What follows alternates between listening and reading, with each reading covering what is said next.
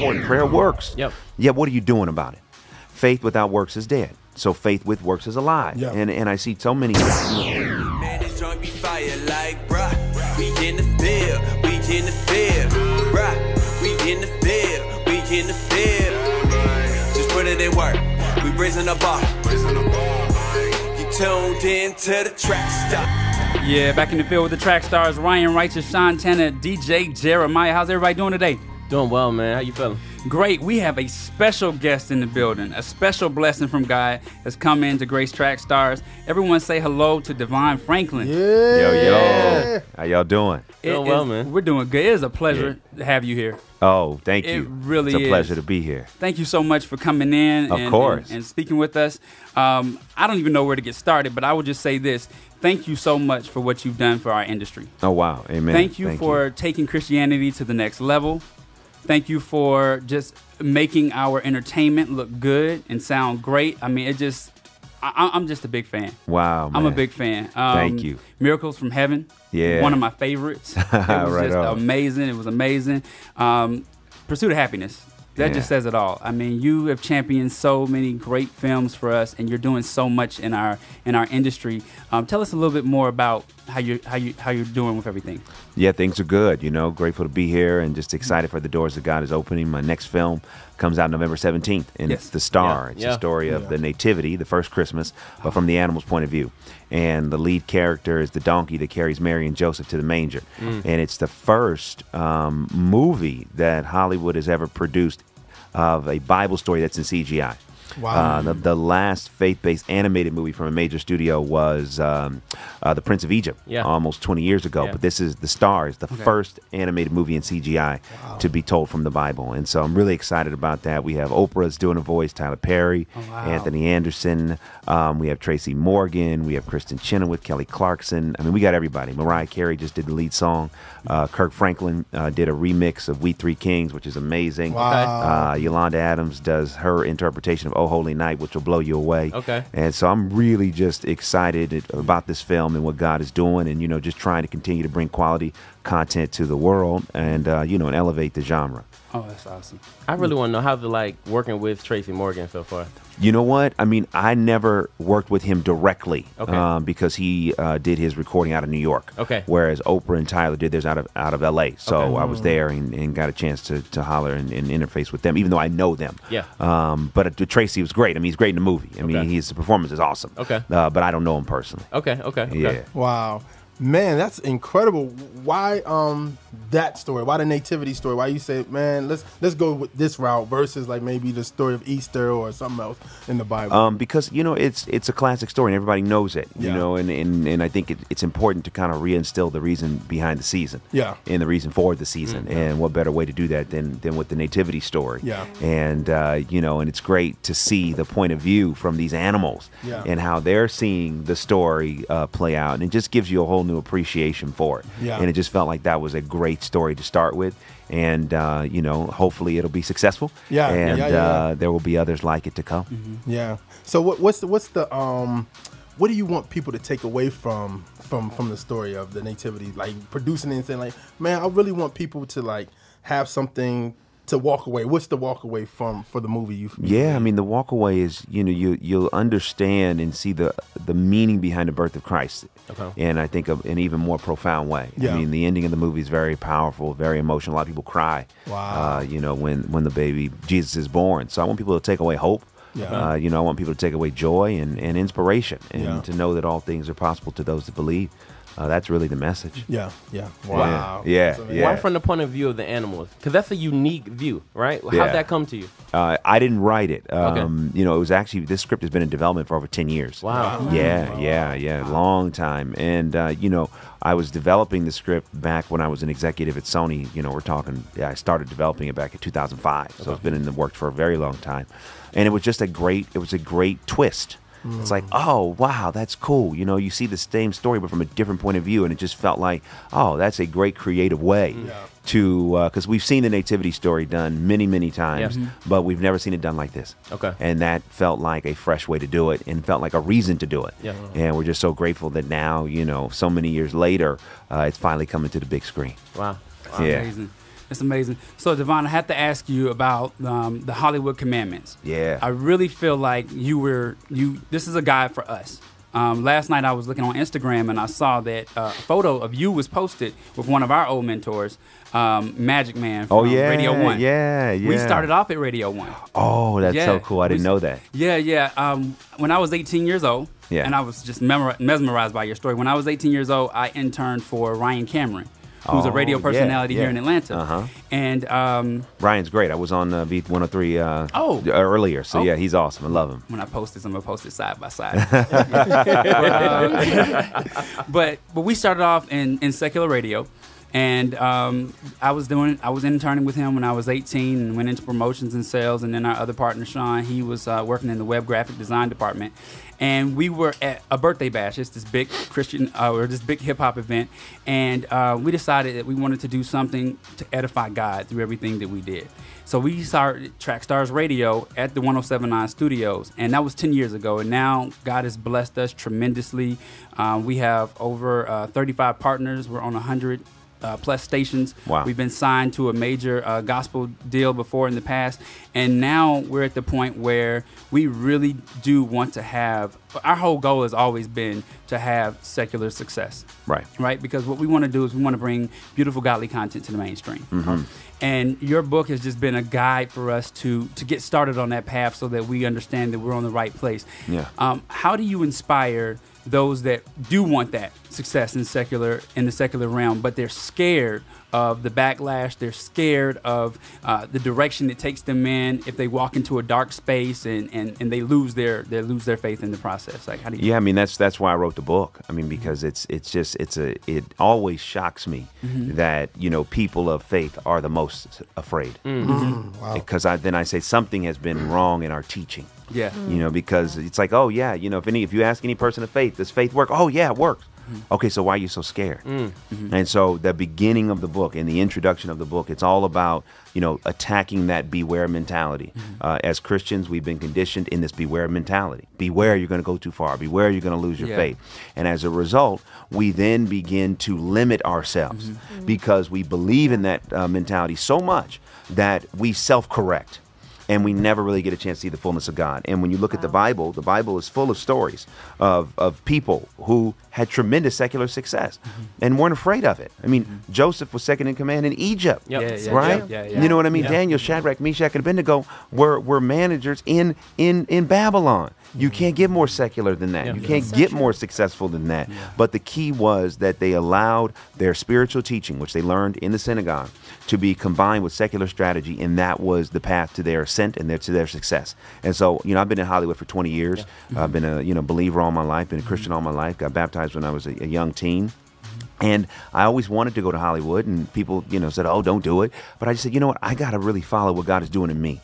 And so as a result, in finding, great success in Hollywood for 20 years, I wanted to write a book about what I know now to help anyone, wherever they are, any walk of life. It's not a book from someone in Hollywood, for people in Hollywood. It translates to any walk of life. And I wanted to do it to say, okay, here are the steps. The first commandment is your prayers alone aren't enough. Too often, people of faith, it's like, oh, what are you doing? I'm praying on. Okay, that's fine. You should pray. Prayer is important. Prayer works. Yeah, what are you doing about it? Faith without works is dead. So faith with works is alive. And I see so many, Christians, they love the Lord, but they're not, it's not so much about what you say, it's about what you do. And I believe that anything you pray for, you have to prepare for. So you have to get up and start preparing. Why? Because preparation is an act of expectation. I am actually believing that God is going to answer my prayer. So I prepare for it. And the other thing that I've learned, from being in Hollywood and learning from so many people, this part right here is the part where people of faith miss it. The work. There is not enough excellence in our work.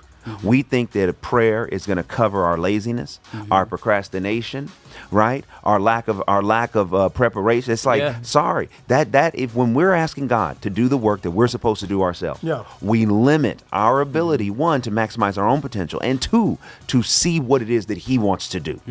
Because I believe that if we only regulate God to the church, we will never see the fullness of who He is. He was designed to operate in us in places that are quote unquote dark, in places that do not share our belief. That's where God really does His best work. So it requires us to, learn the industries that we're in, study to show ourselves approved, become excellent at what we do. And then when we combine that with faith, and we combine that with our belief, and we combine that with the word, then we produce ourselves to be unstoppable. Because then even the people in the secular environment that may not necessarily believe in what we believe, they say, hey, this kid is excellent. We want to help this person. Yeah. We want to, hey, listen, hey, if they believe in God, cool, that's all right. They're excellent.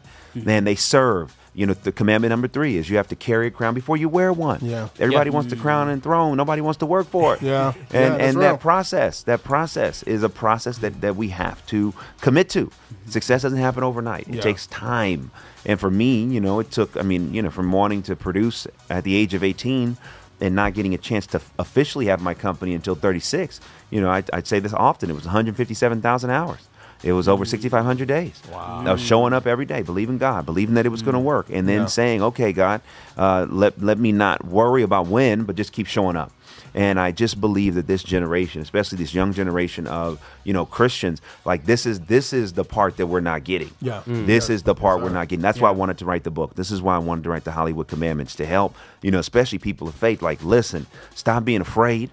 Go after what God has called you to go after. Yeah. Commit to the process of success. Be hungry for it. And God's not always going to submit to committee vote what he told you to do or me to do. So sometimes your pastor, your mother, your father, your spouse, your brother, they may not get it. Wow. That doesn't mean you shouldn't go. And I see so many, that's why I wrote the book, because I'm like, listen, if we're supposed to be salt and light, and we staying in our shaker, and we're not shining our light in darkness, then we're not doing it. I got it. That's real. So that's a long answer to your question. I have a question. And the part when you talked about you having a crown, you have to carry a crown before you wear one. Yeah. How do you serve somebody who you feel you may know more than they do? Like in any industry, you said that, like, sometimes some people, especially the younger generation, may feel like, I know more than him. Why I gotta serve him? You know what I mean? So what do you say to that, to those people that feel like I may know more than the person that I'm serving? Why do I need to serve them? Yeah, it's not about what you know. It's about the authority and the respect. So you're under that authority. So the good thing is that when you know more than the person you work for, that's excellent, because you never want to be promoted into a position that then you don't know what that position is. So you always want to have more knowledge and be more qualified before you get promoted. That's actually a good sign. The second thing is, if that person has the authority and you're underneath that authority, respect the authority. Again, respect the crown, respect the throne, because the same way you're going to be in that position, and someone that's going to work for you, you're going to want them to respect your position. Yeah. So too often we say, oh, well, I don't have to respect this person because I know such and such. But you have that, just because you may know it don't mean you pay the dues. Wow. There's a whole there's when it comes to being in authority and being in control, whatever that looks like, there's a whole nother path that sometimes you miscount. You don't know what that person went through. Yeah. You don't know the relationships that person has. You don't know the dues that person has paid. So while you may have a certain area of knowledge, you may not have the actual character, integrity, and relationships to be able to do the fullness of the job. Wow. So I tell people in that position, your math is off. Because then what happens is you say, oh, I know more than this person, so then that means I don't really have to service this person. You're wrong. Service to the fullness of your ability. And the word tells us we have to work not for as if we're working for man or woman, but work as working for God. So we have to say, okay, if I'm really working for God, then let me serve to the best of my ability. Yeah. Because then what that does is that shows me that, and that produces character. Yeah. That produces integrity. It's one thing to get a job; it's another thing to maintain it. Yeah. And so often we only focus on the getting. Yeah. We don't focus on the maintenance. And the maintenance is going to be directly related to our ability to maintain and handle people, even when we know, oh, I have the intellect above this person. Okay, we know, but we're still serving. Wow. Yeah. I'm still serving. I'm still going to meet a need, because when I meet a need, I prepare myself not only to rule in that authority, but also then to be served the way that I serve. Because what we sow, we reap. Yeah. So if I didn't serve to the best of my ability on the way up, then it's going to be very challenging for me to get the best service when I'm in that position. Wow. And so I saw your interview at the Breakfast Club, and I sent that immediately to my little sister because I believe she needs that. I love you. I love it. But I believe she needs it. Then after that, I'm reading through the chapters, right? And I immediately get offended when I see commandment number 5. Your gut is hiding God. Yes. Right? But I read after that, right? Yeah. And I know it may not be about that. What is chapter number 5 about? What does chapter number 5 mean to you? It means that, we have to listen to what God tells us. We have to listen to what he speaks into our spirit, because he usually speaks in a whisper, not in a yell. Okay. And what I've learned in Hollywood, it's interesting. Hollywood is a tremendous place of faith. Every time you turn on the television and you see a TV show, behind the scenes, somebody convinced the head of that network to spend millions of dollars on the show with no guarantee it's going to work. Yeah. Every time you go to the box office, there's a movie. Somebody convinced the studio head, hey, spend millions of dollars on this movie. There's no guarantee it's going to work. That's called faith. Yeah. That's called a gut instinct. I believe that this movie's going to work. Yeah. So what's interesting is, as I began to operate in Hollywood, I began to realize, wow, God does speak there, but too often we allow the facts to talk us out of it. We allow what we see and with our natural talk us out of it. Yeah. And I believe that when we begin to do what God calls us to do, we begin to live in the fullness of what we were created to do. Yeah. And so this whole commandment is about how you listen to what you hear God say and how you do it. And it's going to defy, your bank account. It's going to defy your relationships. It's going to defy your network. It's going to defy your education. But that is usually evidence that God is doing it. And I use many, many examples in that particular commandment. But one of them, I talk about just the instinct of, moving my deal from Sony to Fox and why I did that and what went into that. Even when I look at leaving and be an executive, I quit being an executive in 2014 to start my company. And I asked the chairman of Sony to fund it. And she said yes. And literally as soon as the deal was done, the chairman, move. It was. But it's about listening, saying, okay, God, I feel this. Okay, I have to move on it. And it was interesting. Almost as soon as the deal was negotiated and finished, she ended up losing her job. Oh, wow. And so, I share that to say, when God speaks, we got to move. Yeah. And do whatever he's calling us to do. And the thing that we get so caught up in is we get caught up in the result and we get caught up in the potential quote unquote failure. But all things work together for the good of those that love him and are called according to his purpose. Amen. So if we believe that, then there really is no failure. Yeah, there are just things that we learn from that ultimately get used to help produce the success that he actually has already ordained for us. Amen. Okay. Wow. That's amazing. So one of the things I have for you is about when it comes back to the book, on your website, you say people can sign up to be a mentor. Yeah. I did that already. But what are some of the nuggets? What are some tools that you're going to put out over time for people that do sign up to be, for you to be a mentor to them in the spiritual guide? Yeah. I have the mentor mail, and the first thing that anyone who signs up, they get the free download of the 5 Unwritten Rules to Win at Work, which gives you, immediate strategy on how to navigate your current job, which is great. Every week we're putting out the latest message, whether it's the latest sermon or latest interview that I think will benefit someone's life. We're always putting out inspirational content, letting people know where I'm going to be, giving more people information about the Hollywood Commandments. So, if people want to get in touch and stay in touch, the email list is the best way to do that. Okay. Awesome. Yeah. Awesome. So I do have a quick question for you. Yeah. How do you distinguish between perfection and excellence, and when did that shift, if it ever was a shift, when did that shift come forward? Yeah, I mean, perfection is something that is, I don't even know what that is. Okay. You know what I mean? Because it's relative to everyone's definition. So I never really try to strive for perfection. Okay. But I strive for excellence because I think you can always get better. Okay. So excellence puts you in a position of always growing. Okay. Perfection is relative to someone's definition of that. That's very true. And then the danger with that is that none of us are perfect. So when we try to achieve that, we then sometimes create a false God, so to speak. So I say, well, you know what, God, listen, I'm gonna leave perfection to you. I'm gonna do my best, because if we were meant to be perfect, He wouldn't have created us in this fallible, humanity, this flesh, right? Right. So I say, all right, let me get up and try and be excellent. And what that means, here's excellence. I study the standard of the industry, and the thing that blows my mind is people of faith who have grown up in church our whole lives, who are part of service as part of the bedrock of our faith. So what I learned was I said, okay, let me learn how I learned to service in the community and apply that to my industry and apply that to people.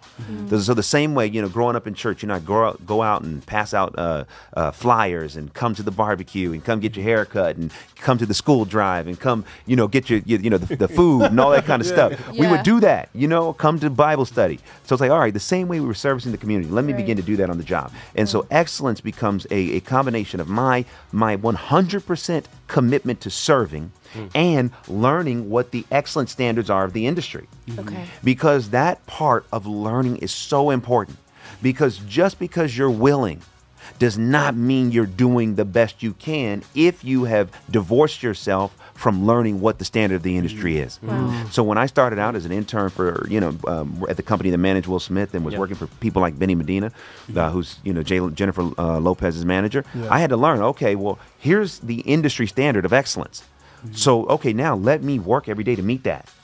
And as I did that, the work began to be my calling card, because people began to say, oh, this kid does great work. He's excellent. You're going to want him on your team. Oh, as a matter of fact, I'm going to call ahead of the job to let people know you're coming. I mean, service and excellence, it's a seed that will continue to grow throughout the rest of your career. That's why I'm so much of a proponent for it. That's awesome. Why do you think people are skipping certain commandments in their own personal lives to get the quick result? Because right now we feel like it's real microwave-ish. Our society's microwave. Like, it's immediate.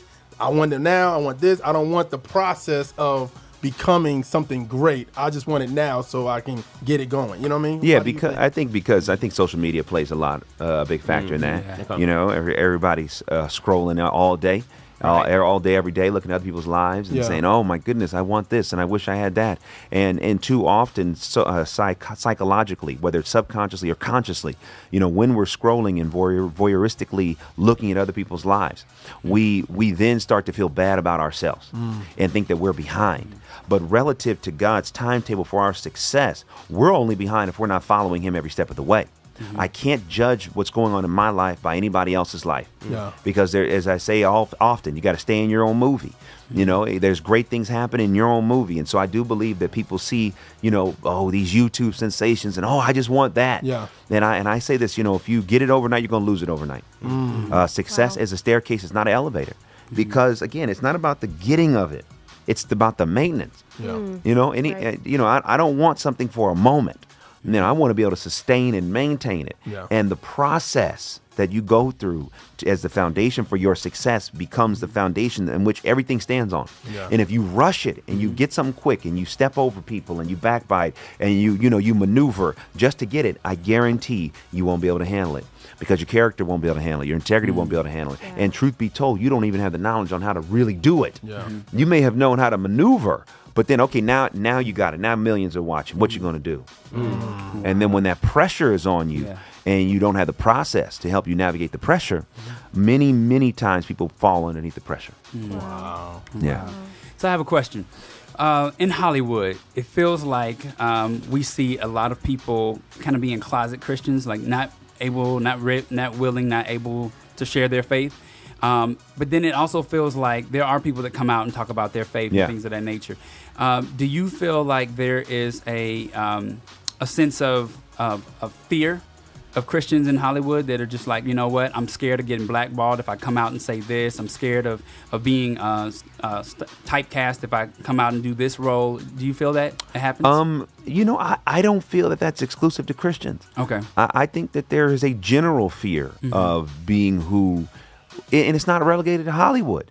I think that there's a general desire for opportunity, and associated with that desire is a general fear that many people have of, if I really am who I am, and I'm honest about that, will it prevent me from having opportunity or allow me to have opportunity?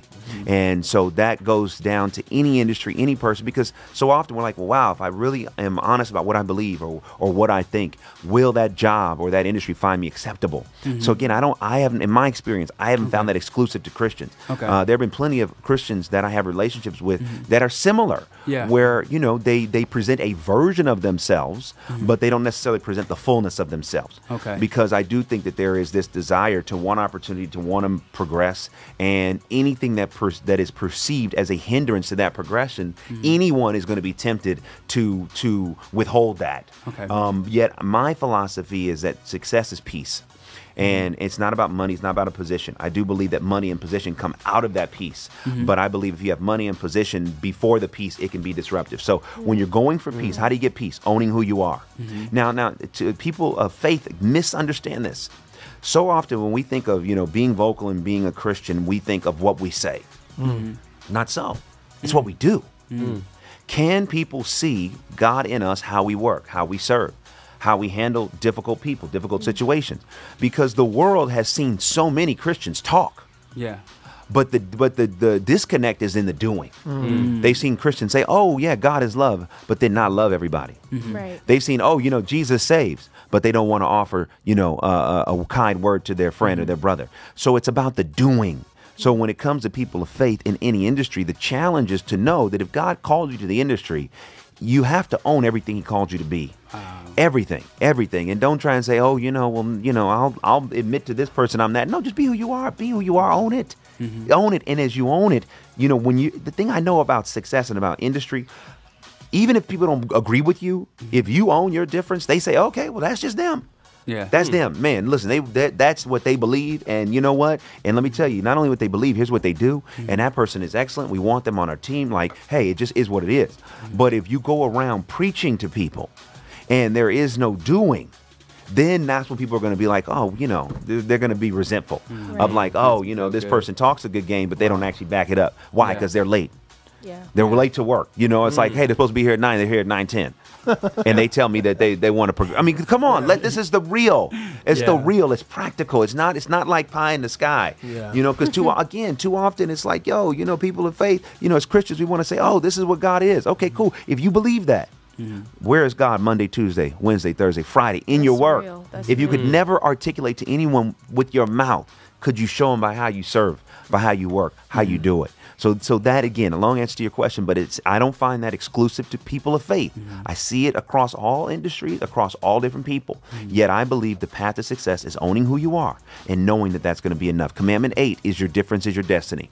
Okay. Your difference is your destiny. It's all about owning what makes us different and knowing that that's going to be the path to success. That anytime you try to shave the edges off of your difference, it's almost like taking a knife and when you blunt the edge, it cannot cut through. So when you shave down your belief system, when you shave down your personality just to fit someone's limited view of who you are, you can't cut through.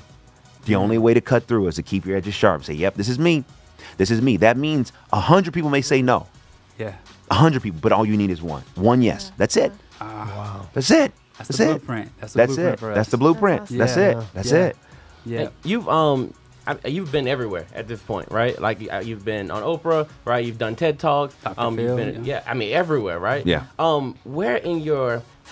Have you been nervous before you've been to some of these events, right? And then, is there any part of your process that you felt preparing you for the spotlight?